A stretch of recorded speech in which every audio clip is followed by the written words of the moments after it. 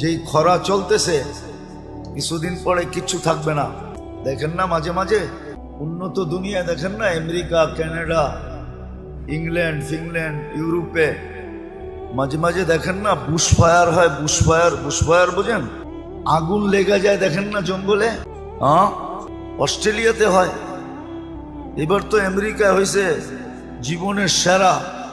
তো এটা হলো খরার কারণে, শুকাইতে শুকাইতে শুকাইতে শুকাইতে এক সময় গরমের কারণে আগুন ধরা যায়।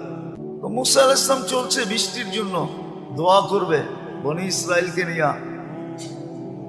আর আগে নিয়ম ছিল যেদিন ইস্তেসকার নামাজ পড়বে ফজরের পরের থেকে কিছু খাবে না, রোজার মতো থাকবে, রোজার মতো। এমনকি বাচ্চাদেরকে মা দুধও দিবে না, জানোয়ারকে কোনো খাওয়া দিবে না, যেন সবাই আল্লাহর দিকে ফিরে।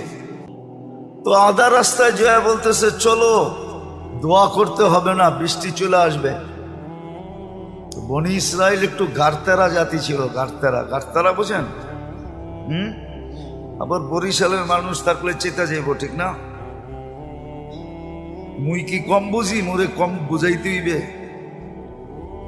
মুই কি কম বুঝি? বনি ইসরাইল এরকমই ছিল।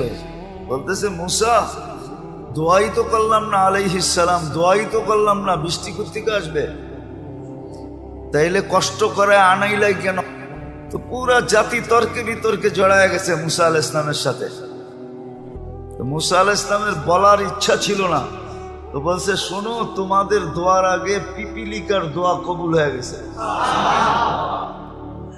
পিপিলিকা আল্লাহর কাছে দোয়া করছে, লিমা তুআদ্দিবুনা বিযুনুবি ইবাদিক, এলাহি তোমার বন্দার গুনার কারণে আমাদেরকে শাস্তি দাও কোন দুঃখে? গুনাহ তো তোমার বন্দা করছে, মানুষ গুনাহ করে, প্রাণী তো গুনাহ করে না।